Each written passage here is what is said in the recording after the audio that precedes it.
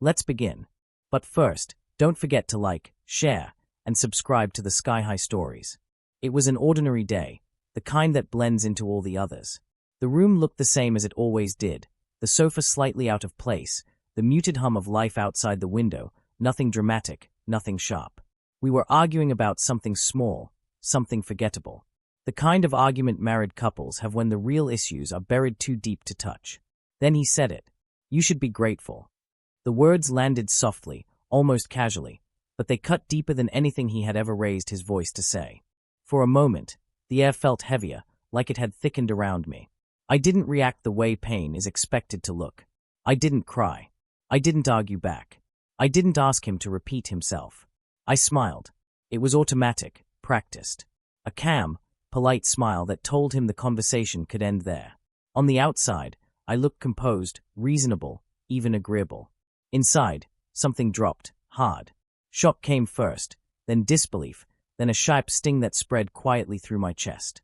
I replayed his words in my head, wondering how gratitude had replaced love, how it had become something owed instead of something felt. I wanted to ask, grateful for what? For being dismissed, for learning to stay silent.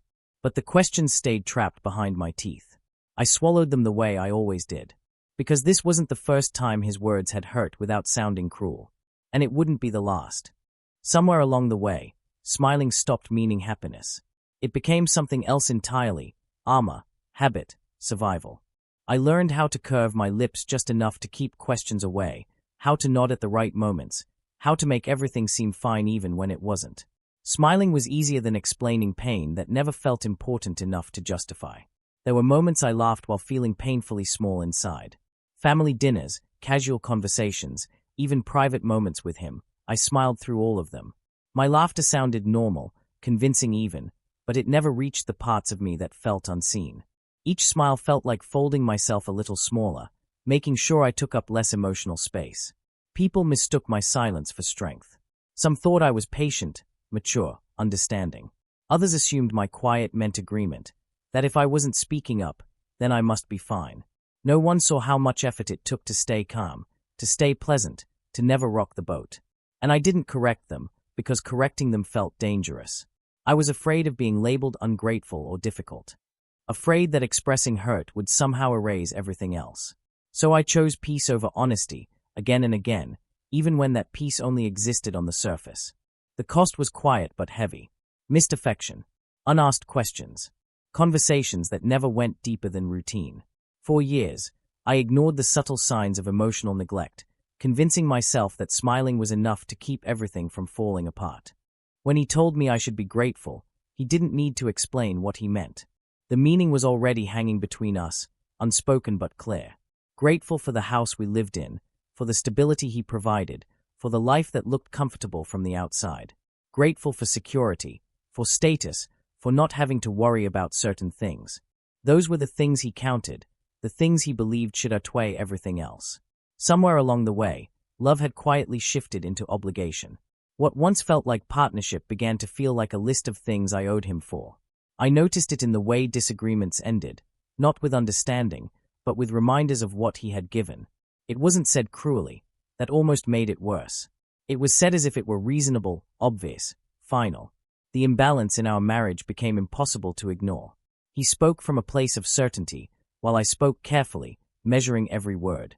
His expectations were clear: appreciation, compliance, calm.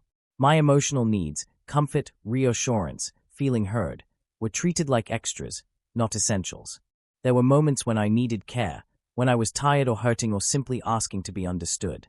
Instead, I was reminded to be thankful. Gratitude replaced empathy. Responsibility replaced tenderness. Each time, I felt myself grow quieter. It took time to realize what was happening. Gratitude wasn't being asked for. It was being used.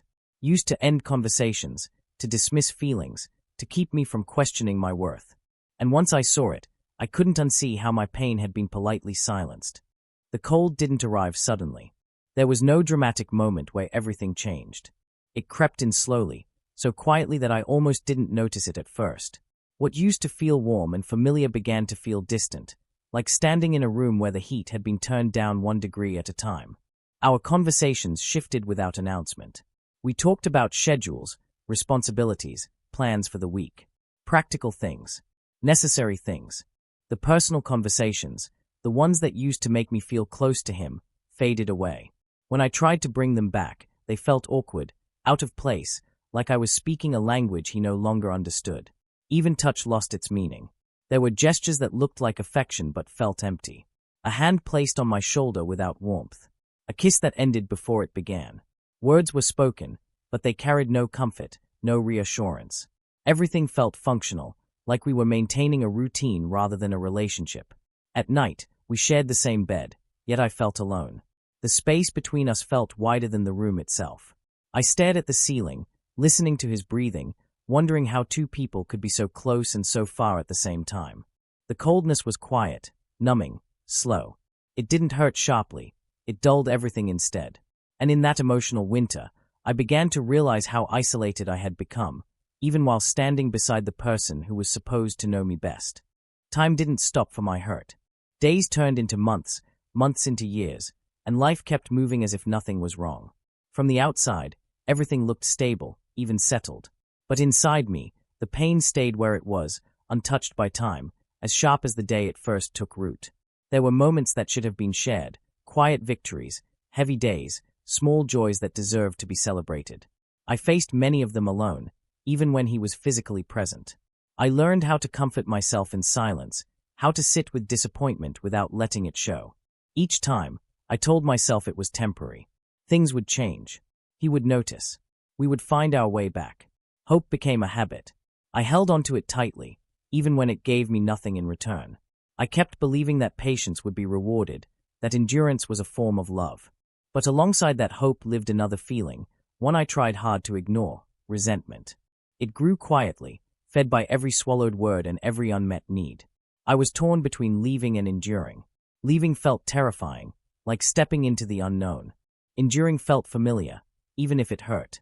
So I stayed, telling myself that time would fix what we couldn't talk about. Then one day, I realized the truth I had been avoiding. Time wasn't healing me. Waiting wasn't saving us. It was slowly costing me pieces of myself I wasn't sure I could get back. There came a night when even hope felt heavy, when I found myself questioning everything I had ever wanted or needed. I wondered if I was asking for too much. Was it unreasonable to expect warmth, attention, understanding? Or was I the one who had built castles in the air, expecting him to notice the cracks I could barely hold together myself? I questioned my worth, my expectations, my feelings. Every thought became a careful examination, as if dissecting my own heart could reveal some hidden flaw that justified his distance. I replayed old arguments in my head, each word, each silence, searching for some lesson I had missed, some moment where I had failed him or deserved less.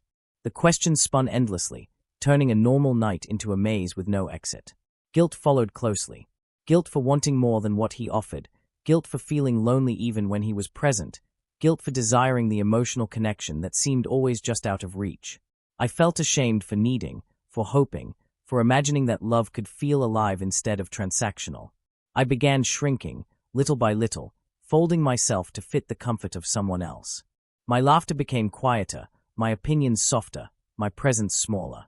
Every compromise left a mark, invisible to the world but deep inside me. And that night, I had a quiet breakdown, one I hid from everyone. Tears fell silently, words remained unspoken, and I realized just how much of myself I had buried beneath the weight of endurance. I smiled, as I always did, but something was different this time. It wasn't just a practiced curve of the lips, it was a mask that felt heavier than usual. For the first time, I noticed how much it hurt to keep smiling. Each time my lips moved upward, it felt like I was stretching a part of myself that had already been worn thin. The smile, meant to protect, had become a weight I could no longer ignore. It wasn't a grand moment, not a sudden confrontation or an epic argument. It was something small, a careless remark, a dismissive glance, a forgotten promise. Something insignificant to him, but to me, it landed like a stone in my chest. And in that tiny moment, I understood that endurance had reached its limit. Exhaustion replaced fear. I no longer worried about the consequences of showing my hurt. I no longer calculated how to appear agreeable or untroubled. The silent energy I had used for years to survive quietly drained away, leaving clarity in its place.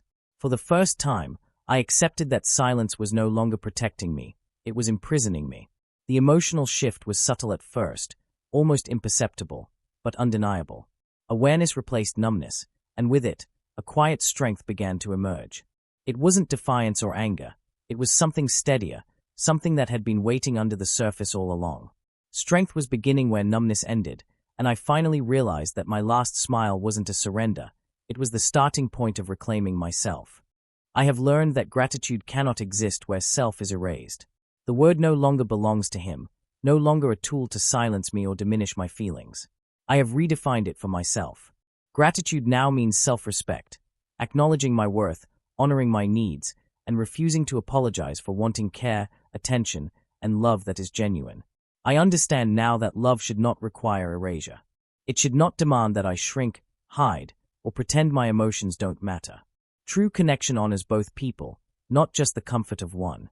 I have chosen honesty over pleasing others, even when honesty is uncomfortable, even when it risks conflict or misunderstanding. Healing does not mean hatred. It does not mean holding grudges or plotting revenge. Healing means choosing myself, my peace, my heart, and my life. It means stepping into the quiet space where my voice is heard, where my feelings are valid, and where my presence is not negotiable. I feel a steady strength now, soft but unwavering.